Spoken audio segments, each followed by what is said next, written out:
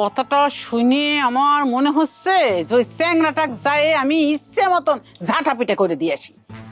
ওর কত বড় সাহস, ফোন করে তোর বুনে তুলে নিয়ে যাওয়ার হুমকি দেয়। এইবার আমার খুব মেজাজ খারাপ হয়েছে। মানে এই বাড়াবাড়ির কোনো কোনো কারণ হয়? কত বড় সাহস! এইবার কিন্তু উয়েক সায়স্তা না করলে হবে না। বিটকেল বেটা, হ্যাঁ এটা কি মগের মূল্য পাইছে নাকি? হ্যাঁ আমাদের বাড়ির মায়ের তুলে নিয়ে যাওয়ার হুমকি দেয়। আমার কি মনে হচ্ছিল লাভ জানো, ফোনটা কাটার পর আমি এর সামনে যায় খাড়া হই, তারপর গুলি করে এর মাথার খুলি উড়িয়ে দিয়ে আসি। আমি এখন বুঝতে পারতেছি কিসের জন্য তুমি ওগের উপরে এত রাগ দেখাও। এরা যে কোন জাতের মানুষ সেটাই তো আমি বুঝতে পারলাম না। গুলি খাওয়ার পরে এখনো পর্যন্ত ঘাও চুকায় নাই, এখন এরকমের হুমকি দিচ্ছে। এরা সব নেশা খোর আম্মা ম্যাডাম। মানে নেশা করতে করতে ব্রেনের তারটার একেবারে ছিঁড়ে গেছে। এদের কোনো হিতাহিত জ্ঞান কাম করে না। এরা যা ইচ্ছা তাই করবে পারে, এমনকি ওই জেল ফাঁসের কোনো ভয় করে না। আমার মনে হয় কি আম্মা ম্যাডাম, এইসব লোক থেকে দূরে থাকাই ভালো। বাহ বাহ বাহ বাহ বাহ বাহ, একদম আপনি বুদ্ধিজীবীর মতো মতামত প্রদান করে দিলেন, তাই না? হ্যাঁ, আপনি কি ঠসা না কানা? আপনি শুনতেছেন না? আমাকে ফোন করে হুমকি দিচ্ছে, আমার বোনের তুলে নিয়ে যাবে সেই হুমকি দিচ্ছে। আপনার কথা মতো কি করা লাগবে? তা করে সামনে যায় হাত জোর করে খাড়া থাকা লাগবে, তাই তো?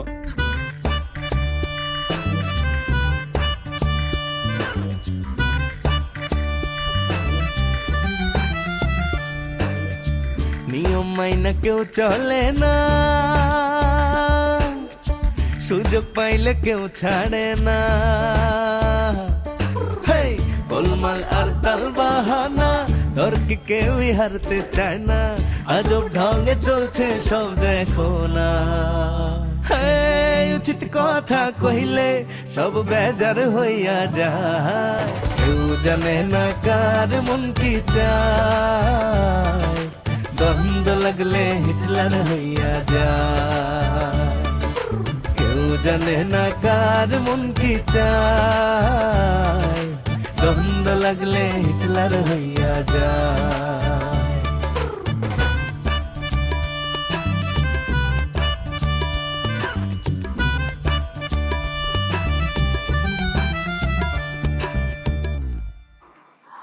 আমি তো সেটা মিন করি নাই স্যার। আপনি কি মিন করতেছেন? হ্যাঁ, আপনি কি মিন করতেছেন? এই মুহূর্তে আমাদের কি কর্তব্য, কি করণীয়, আমরা কি করবো, আপনি একটা বুদ্ধি জ্ঞান দেন দেন। আচ্ছা, বাদশার সাথে রাগারাগি করে এখন তো কোনো লাভ হবে না গোলাপ সর্দার। আমার মনে হয় আমাদের প্রথম করণীয় যে কাজটা সেটা হচ্ছে থানায় গিয়ে একটা জিডি করা ওই হারামজাদার নামে। যাও তোমরা দুইজন যে থানায় গিয়ে জিডিটা করে আসো। ওকে মাই লাভ, তুমি যেহেতু করছো অবশ্যই জিডি করবো, কিন্তু তার আগে আমার যেটা সিদ্ধান্ত, রাস্তার মধ্যে ওর সাথে দেখা হলে পরে ওর হাত পা ঠ্যাং ভাঙিয়ে হাড্ডি গুড্ডি ভাঙিয়ে লুলি করে দেবো, যাতে 6 মাসও বিজনেসটা না উঠতে পারে। মাথা গরম করে কোনো লাভ হবে না গোলাপ সর্দার, এখন মাথা খাটায় কাজ করা লাগবে। আমার মনে হয় তুমি যেয়ে ওসি সাহেবের সব ঘটনা একেবারে প্রথম A to Z ডিটেল বলে ফেলো। তারপর দেখবা যখন পুলিশ এসে কোমরে দড়ি দিয়ে সমস্ত গ্রামের মধ্যে দিয়ে ধরে নিয়ে যাবে, তখন একদম মজা বুঝবে। ওকে মাই লাভ, তোমার কথা মতো তাই করলাম, ওসির সাথে দেখা করব, জিডি করব। কিন্তু আমার মনে হয় না যে তাতে সে ঠান্ডা হবে। আমার যেটা ওষুধ সেটাই দেওয়া লাগবে, ওই যে রাস্তার ভিতর পালি পরে ধরে হাত পা ঠ্যাং লুলি করে দেবো, তাহলে ঠান্ডা হয়ে যাবে। যাকে আর ভালো লাগতেছে না, কি বডিগার্ড তুমি হুন্ডা রেডি করো, আমরা এখন বাইর হব। তার আগে একটা কথা করছি, আজকে মনে করা দিবে কিছু নতুন বুলেটের গুলি আমরা কালেকশন আনবো, ঠিক আছে? আরো কিছু গুলি কিনা লাগবে। আমি তাহলে রেডি হইনি? আজ যাওয়ার আগে অবশ্যই এই হেলমেট ওগের বাড়ি দিয়ে আসো, যাও দিয়ে আসো। ঠিক আছে, তাহলে পরে বডি তুমি এক কাম করো, বিশেষ বাড়ি এই হেলমেটটা পৌঁছে দাও, ঠিক আছে? আমি ততক্ষণ রেডি হয়ে যাচ্ছি। স্যার স্যার এই কামটা মনে হয় ঠিক হবি না স্যার। মানে হেলমেট দিবে গেলে যদি আমাকে আবার আটকাতে হয় স্যার, এই কাজটা আমার জন্য রিক্সি হয়ে যাবে। আম্মা কি শুরু করেছে? নতুন ড্রেস দিছি 2 জোড়া, বেতন বাড়াতে হয়েছে, প্রমোশন দেওয়া হয়েছে। এই তুমি এত ভয় পাও কিসের জন্য? বডিগার্ড তোমার জন্য কি আর একটা নতুন বডিগার্ড রেখে দেবো আমি? এত ভয় পাও কিসের জন্য? শোনো, ওই বিশেষ বাড়ির লোকজনের বুকে এত আর সাহস নাই, তারা তোমাকে আটকা রাখবি না। আর ঘটনা কমে যদি কোনোভাবে তোমাকে আটকা ফালা দেয়, খালি কোনো মতো আমার খবরটা পাঠা দিবে, আমি নিজে বন্দুক হাতে করে যাই 10-12টা ফাঁকা গুলি করবো, তারপর সামনে যেটা পাবো সেটা ঠাস ঠাস করে এক করে দিয়ে তোমাকে উদ্ধার করে নিয়ে আসবো, ঠিক আছে? যা করলাম তাই করো, আগে হেলমেট ব্যাক করে দিয়ে আসো। মাই লাভ, আমাকে রেডি করে দাও, আসো। যাও যাও যাও যাও যাও যাও, দেরি করো না। কি এই ড্রেস পরে যাবো? না না, একটু পাল্টে দিয়ে আসবো, আবার কি না কি হয়ে যায়। দেখা করবা। হ্যাঁ হ্যাঁ, একটু ভালো কাপড় চোপড় পরে যাওয়া লাগবে।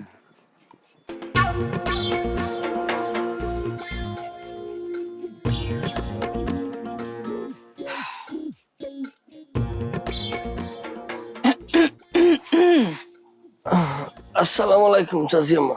ওয়ালাইকুম সালাম। এত বড় একখান ঘটনা ঘটে গেল, কিন্তু তোমার কোনো খোঁজ খবর নেওয়া হলো না। কি রকম আছো তুমি এখন? আছি আলহামদুলিল্লাহ, আছি, শারীরিক ভাবে খুব ভালো আছি, তবে মানসিক অবস্থাটা একটু খারাপ। সমস্যা নাই, কাজ চলমান। এই বাড়িতে আসার পর থেকে একটার পর একটা ঘটনা, তোমার সাথে কথা কবার কোনো সুযোগই পেলাম না। টেনশন নিয়েন না, আমি কোনো মাইন্ড করি নাই, আমি একটা নো মাইন্ড ছেলে। কিন্তু তুমি আমাগারে বাড়িতেই প্রথম আসলা, প্রথম আইসেই এত বড় বিপদ। তোমার বাবা মা যদি শুনে, তারা কি মনে করবি? আরে এত টেনশন নিয়েন না তো, আমার মা বাবা একটা নো মাইন্ড পারসন, তারাও কিছু মনে কিছু করবে না। আর তাছাড়া এ মারামারি তো আপনাদের হাত নাই। বুঝতে পারিছি, তুমিও নো মাইন্ড, তোমার বাপ মাও নো মাইন্ড, ভালোই। আচ্ছা, ঘটনাটা কি ঘটেছিল? ওই সর্দারের বেটি তোমার গায়ে তাক করে গুলি মারলো কিসের জন্য? সত্যি কথা বলতে আমি নিজেও জানি না যে কি কারণে সে গুলি করলো। আমারও সেটাই মনে হয়। আমার মনে হয় তোমার তাক করে গুলি করেনি, ওই পক্ষী টক্ষী গুলি করবার যায় তোমার গায়ে লাগে গেছে। হইতে পারে, আপনার ধারণা হইতে পারে। তোমার চাচা তো আমার কত কথা কয়ে ফেলাইলো। ভাগ্যিস এর চেয়ে বড় কোনো দুর্ঘটনা ঘটে নাই। আচ্ছা জুয়েল, তোমার তো বয়স কম হয় নাই, বিয়ে শাদী করতেছো না কিসের জন্য? আর যথেষ্ট একটা কথা বলছেন মূল পয়েন্টে। হ্যাঁ, এতদিন আসলে চাচিয়াম্মা বলতে কি মনের মতো করে কোনো মাইয়ার তালাশ পাই নাই যাকে আমি জীবন সঙ্গিনী করব। তবে এইখানে আসছে আমার মনে হয়েছে যে না, এখন বিবাহের সাথে বিষয়টা সাজিয়ে ফালানোটাই আমার জন্য শ্রেয়। সেটাই ভালো, বিয়ে শাদী উপযুক্ত সময়ে করা উচিত।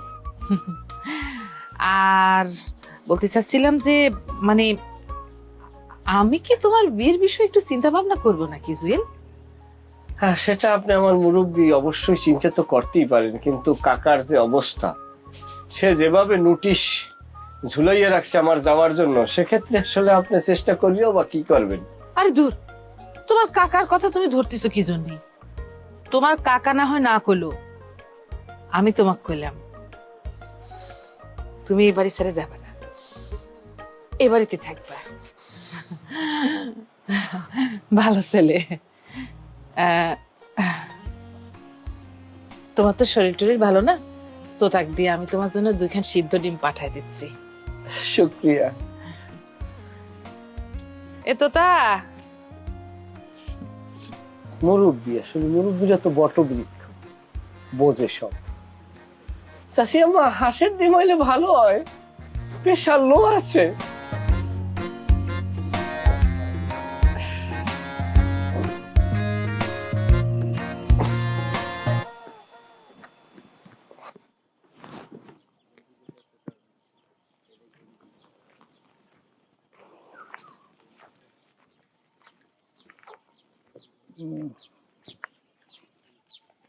কি ব্যাপার বাচ্চা ভাই, এইখানে বসে হেলমেট হাতে নিয়ে কি ভাবতেছেন?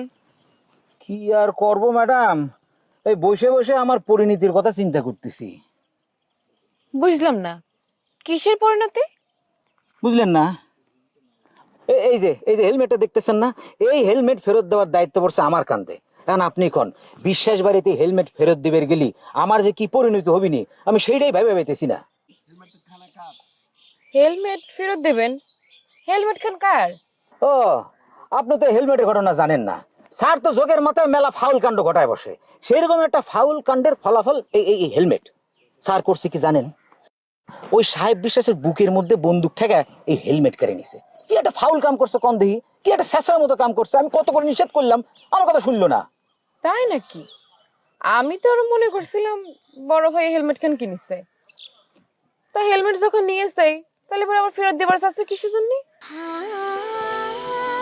সময় বদলে যায়, কিন্তু আভিজাত্যের মানে একই থেকে যায়।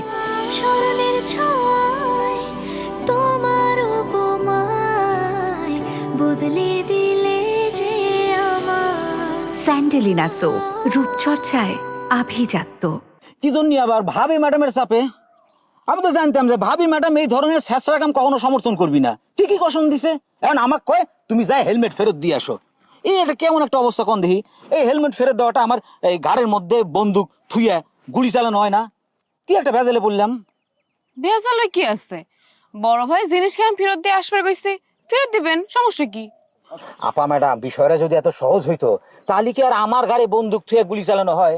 আমি নিশ্চিত এই হেলমেট যদি আমি অগারে বাড়ি ফেরত দিবার যাই, আমাকে ওরা অ্যাটাক করবি, আটকায় ফেলাবি। মাত্র অগারে একজন গুলিবিদ্ধ হয়েছে না? তাহলে পরে বাসা ভাই হেলমেট কেন তাহলে আমার কাছে দেন, আমি ফেরত দেওয়ার ব্যবস্থা করতেছি। না না না, আপনি বিশেষ বাড়িতে হেলমেট ফেরত দিবার যাবেন? না না না, কামটা ঠিক হবে না। এটা আপনার নিরাপত্তার জন্য ঝুঁকি হয়ে যাবে। এমনিতে মানুষের মধ্যে জানাজানি হয়ে গেছে যে গুলিটা আপনিই করছেন। বাচ্চা ভাই আপনারা তো টেনশন করার দরকার নাই, হেলমেট খান আমাকে দিয়ে আপনি বাড়ি চলে যান, দেন। কিন্তু স্যার যদি জিজ্ঞেস করে তাহলে কি করবো? না আহা বাচ্চা ভাই, বড় ভাই কবেন হেলমেট খান জায়গা মতো পৌঁছে দিছে, এত চিন্তা করবেন না তো, দেন হেলমেট খান দেন। না না না না না, আরে বাচ্চা ভাই দেন, ঠিক আছে যান, তাহলে পরে তখন বাড়ি চলে যান, যান। দেখেন আপা ম্যাডাম, আমি যেন আবার নতুন করে কোনো ভেজালের মধ্যে না পড়ি। আরে না না, বললাম তো কিচ্ছু হবে না, যান আপনি।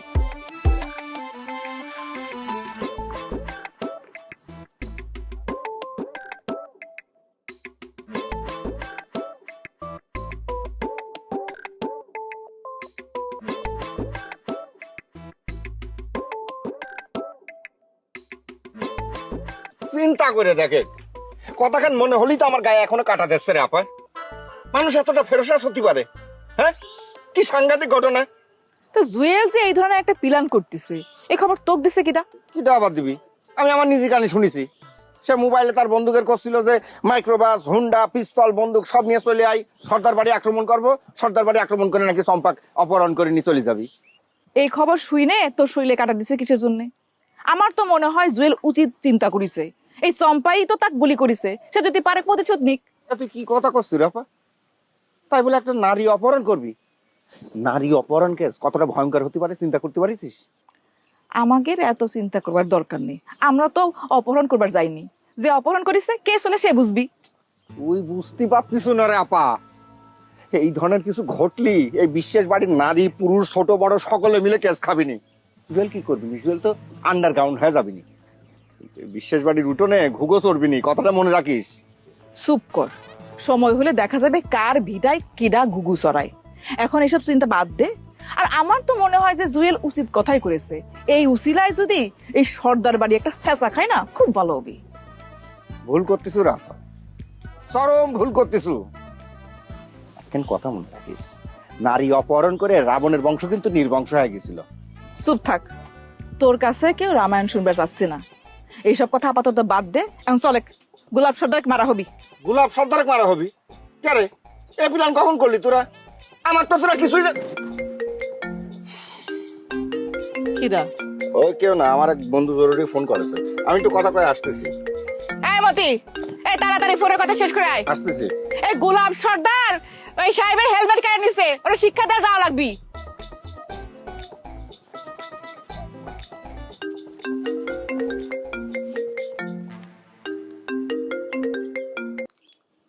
হ্যাঁ সুম্পা, আমি তোর জন্য পুকুর পাড়ে অপেক্ষা করতেছি, তোর সাথে একটা জরুরি দরকার। কি দরকার? একটু আগে না তোমার সাথে কথা হইলো। তোকে আমি আসবার করছি, আয়। মনে কর তোকে দেখার আমার ইচ্ছা করতেছে। কি করছো তুমি? সত্যি কথা করছো? আমি তো চিন্তাই করতে পারতেছি না, বিশ্বাস করো। তোমার মুখ থেকে এই কথাটা শোনার জন্য আমি কতদিন যে স্বপ্ন দেখেছি। আমি আসতেছি শোনা, তুমি একটু ওয়েট করো। আমার মনে করো পাখা থাকলে এখনই তোমার কাছে উঠে উঠে আসতাম। আসতেছি আমি।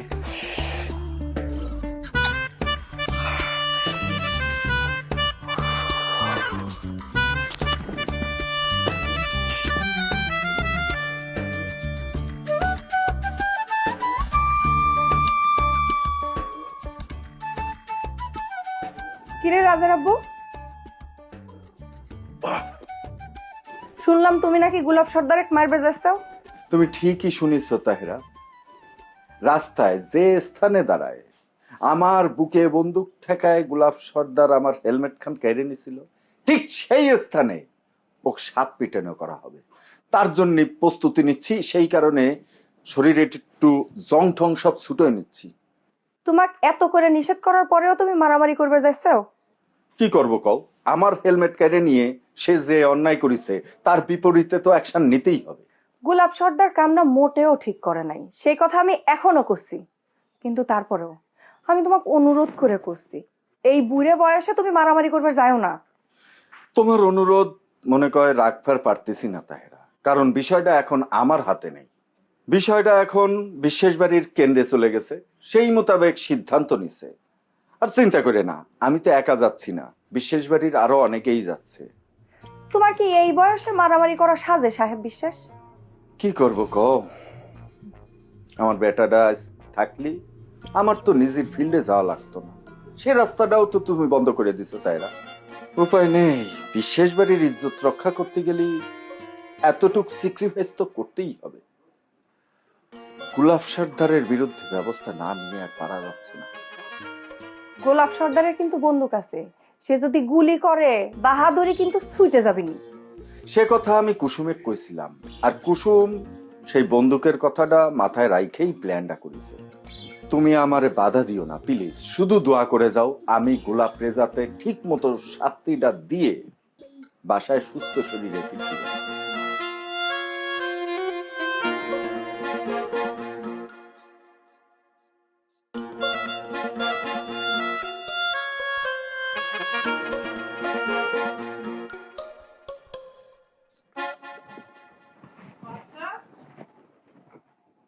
বাচ্চা, কাল যে তোমরা উকিলের কাছে গেছিলে, উকিল কি কইলো কিছু জানো নাকি? আমি তো আম্মা ম্যাডাম ওই বাইরে খাড়ায় হুন্ডা পাহারা দিতেছিলাম। ইদানিং নাকি হুন্ডা চুরি খুব বাইরে গেছে। উকিল স্যার আগে থেকেই কছিল যে আর যাই করেন তাই করেন, হুন্ডা সাবধান। কি করছো তুমি? হ্যাঁ, হুন্ডা তো চাবি ছাড়া চালানি যায় না। আর এই দিনে দুপুরে এত ভারী জিনিস চোরেরা চুরি করে কেবে করে? কি কন আম্মা ম্যাডাম, এখনকার চোররা তো ইঞ্জিনিয়ার যে বড় চোর, এই হুন্ডা তো ছোট জিনিস, এই বড় সড়ক গাড়ি হাওয়া করে ফেলে। এ আম্মা, কি শুনতেছি এই বিশ্বাসের ভাস্তে রেখে আপাক বারবার হাইজ্যাকের হুমকি দিচ্ছে? ঠিকই শুনেছেন ছোট আপা, এই জন্যই তো আমরা ভাবি ম্যাডামের পরামর্শ অনুযায়ী থানায় যাচ্ছে জিডি করবে। আমা তাহলে পরে যাচ্ছি, হ্যাঁ? আর ওই সাবধানে থেকেও, বন্দুক নিয়ে যাচ্ছি, বাড়িটা কিন্তু একটা মানে হুমকির মুখে থেকে যাচ্ছে।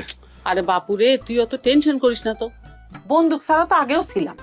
আম্মা, আগে থাকা আর এখনকার থাকার ভিতর পার্থক্য আছে আম্মা, একটু সাবধানে থাকা লাগবে। মানে যেভাবে হোক না কিছুর জন্য তারা যে একটা হুমকির ভিতর আমাদের ফালা দিয়ে রাখছে, তা করে ওই হুমকিটা কিন্তু আমরা ছোট করে দেখলে চলবি না। আমাদের মোটামুটি একটা প্রস্তুতি নিয়ে যে কোনো পরিস্থিতি যা কিছু ঘটতে পারে একটা মানসিক সাহস নিয়ে থাকা লাগবে, তাই না আম্মা? চল। ওই যে টগরের কি অবস্থা শরীরের? অবস্থা বেশি ভালো না রে বড় ভাই, শুয়ে শুয়ে একই কথা করছে, তার নাকি হার্ট ফেল হয়ে গেছে। বিরাট বড় ডাক্তার হয়ে গেছে, নিজের হার্ট ফেল নিজেই ধরে ফেলাচ্ছে, তাই না? আসলে এগুলো শুধু ভং। মানে আম্মা তুমি যাও, এর কান সারা পিছে থাপ্পড় মারো, তাহলে দেখবে যে ওই ভূত জ্বর তারপর হার্ট ফেল সব ছুটে বাইরে হয়ে চলে যাবে। আসলে একটা ক্রাইসিস যখনই বাড়িতে চলে আসে এরকম ভং ধরা শুরু করে, মানে এগুলো হচ্ছে কামে ফাঁকি দেওয়ার একটা পায়তারা। এই চলো। আমার মনে হয় কি স্যার, ছোট স্যার একটু ভীতু টাইপের মানুষ। তাই?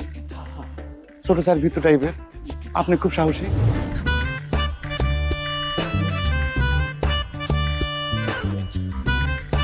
যদি কোনো ধরনের কোনো মানে সন্দেহপ্রবণ কোনো ঘটনা ঘটে, তুমি সাথে সাথে আমার ফোনে একটা মানে রিং মারি দিবে, অথবা তুমি মিস কল মারি দিবে, ঠিক আছে? হেলমেট নিছে তো তোর কি হয়েছে? হ্যাঁ, তুই মেয়ে মানুষ হয়ে কিসের জন্য ওই মারামারির মধ্যে যাবো? তুই অবশ্য লাঠি নে, কারণ লাইগে ঠেকে বসলি পরে মরে যেতে পারে। সেই বুঝ আমার আছে, পিছন দিয়া দিব, রক্ত বেরোবি না, কিন্তু 6 মাস সোজা হয়ে দাঁড়াইবার পারবি না। কইলে সব বেজার হইয়া যায়, কেউ জানে না কার মন কি চায়, দ্বন্দ্ব লাগলে হিটলার হইয়া যায়, কেউ জানে না কার মন কি চায়, দ্বন্দ্ব লাগলে হিটলার হইয়া যায়।